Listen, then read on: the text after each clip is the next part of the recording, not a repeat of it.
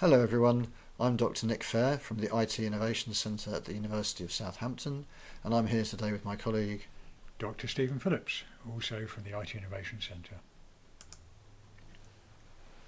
Okay, so in the next two of our videos we're going to now look at resolving the current modelling errors that we have and adding assets to the third of our layers, which is around spaces and people, and hopefully this will start to solve some of these 7 possible modelling errors you can see here on the right hand panel. So Stephen, what do we do next? Yeah, well, let's have a look at the modelling errors. And I should just say as well, Spyderisk has found a whole load of possible threats to the system, but we'd recommend always fix your modelling errors first before you start delving into the threats, because otherwise they might be a bit misleading. Yeah, I mean that makes sense. You need an accurate model of your system before you start looking at what the risks are to that system. Exactly. So, I mean, let's just start from the top now. What's this first modelling error? No jurisdiction for processing of data by the web server.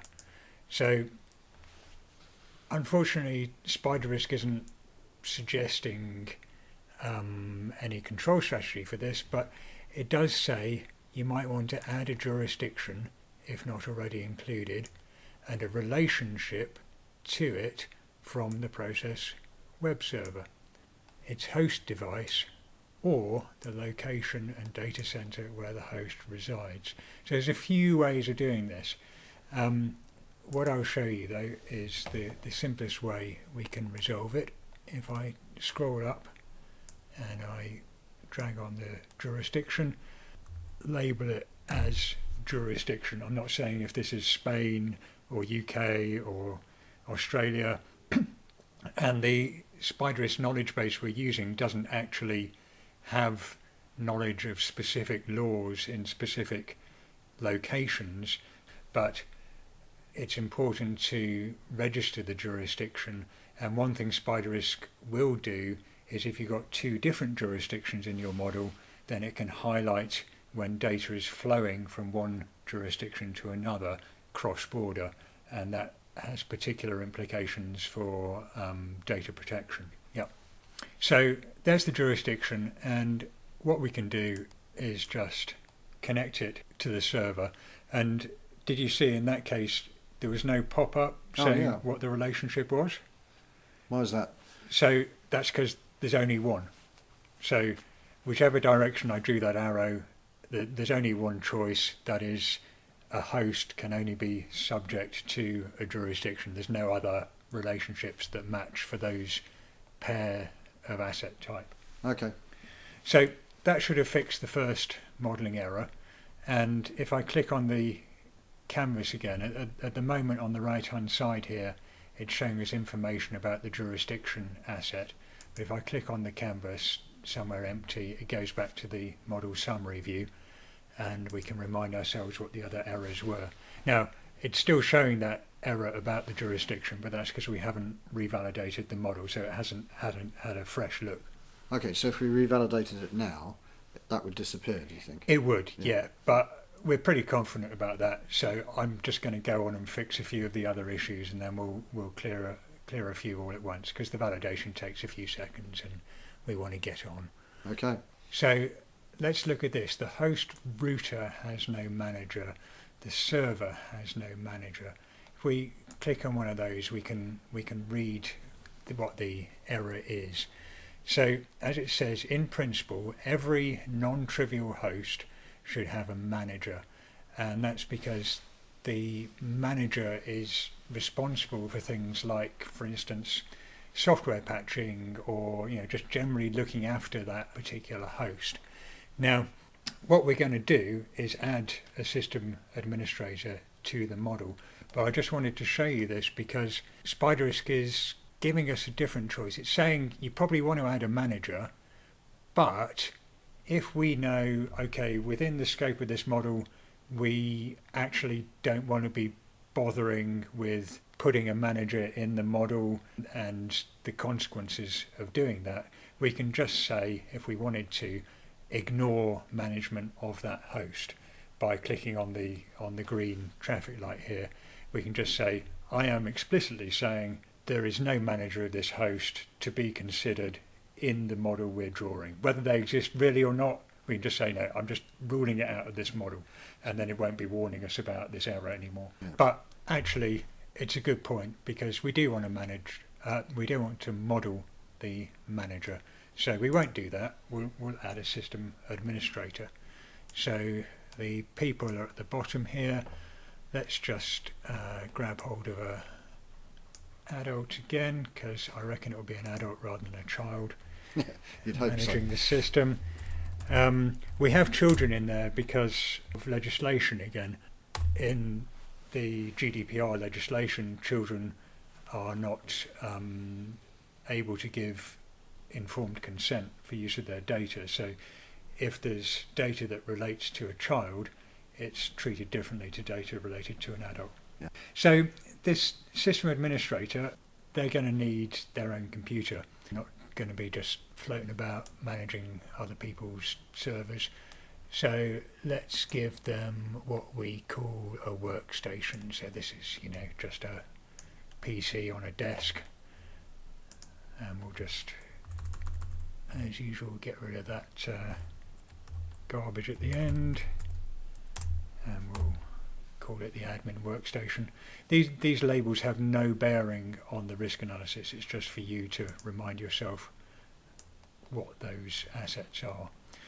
The system administrator is going to interact with the admin workstation, and before it warns us, we better add in that the workstation's connected to the wired LAN. Now, the modelling error said that the server has no manager. We could just draw an arrow from the system administrator to the server and say the system administrator manages the server. I could just add that in, and that will fix that modelling error. But what I want to show you is a way to resolve a whole load of things all at once, and that's by adding in a physical space. So I'm going to get rid of this by right clicking and deleting, and let's talk about physical spaces, because one of the other errors here is that it's saying physical hosts exist that have no specified or inferable location. If we open this up, it gives you a much longer description, but is basically saying that if you don't specify the location of a host, Spyderisk is just going to infer it's in the world. Okay, it's just, it could be sitting in the street. It's basically open to the public because you haven't said anything else. So that's what we kind of guess is the situation. And clearly that would make it very vulnerable. Exactly. Yeah. So we got choices here. We either define explicitly where these servers are, and that's what we'll do, or as with that other modelling error, we could just say, okay, ignore it. So we could, for each of the three hosts, say ignore the physical threats at the world for laptop, router and server as well. So where are the spaces? They're down the bottom. We got this one with a coffee cup, which is representing just a space with a boundary, but it's public, so that's suitable for like a cafe or a shop where public can go in and out. But we want to say, it has a boundary. It's not just the world. Yeah. So if you took your laptop to the coffee shop for lunch and were sitting there using it, you would be in a bounded space. Exactly. But in this case, we want to use a private space with a little icon of a lock there.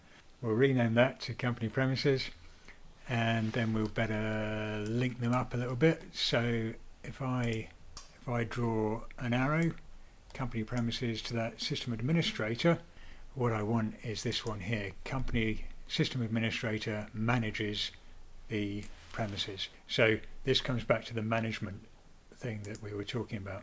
So I'm going to say that the human manages the space, and then I'm going to say that the server is located in the space. If I just move that out the way, you can see the located in. And again, that was automatic, so it's the only option, right? Yeah. Then the router was a problem, so I'm going to put the routers located in the space, and the laptop for this model is going to be located in the space. And that means we now know for sure where all these things are, which is important, but also because the human is managing the space, the software is going to infer that the human is managing those servers as well. So while we're down here looking at spaces and people, actually there's one relationship I've forgotten there, because this admin workstation needs to be located in the space as well, or it'll be warning us about that next time we validate. But we might as well just before we move on to that, just to be clear to everyone, I can see here that we've got the what are now 4 hosts in the green colours on the icons, and all 4 of those hosts are all located in the company premises. So perhaps it's useful to always think about the hosts, the green icons, as needing a location. Would that be fair to say? Yeah, exactly. Yeah. So as you say, the way the icons work, they're all designed to have a similarity. So green squares, some of them with plugs for the fixed hosts, some of them with batteries for the mobile hosts. So you can spot that they're all the same sort of a thing, and it's important in general, to register the location of hosts. Great, thank you. So the other thing we might as well just add is the organisation. So we're going to pop in that the system administrator works for the Acme sales company, and that'll have some bearing, again, mostly on the analysis of regulation. So that's looking pretty good now. I think we should have another look at the validation errors. Great, let's do that. Okay. So we're down to 4. So great. Well, we'll have a look at those 4 in our next of our videos. Thank you. Okay.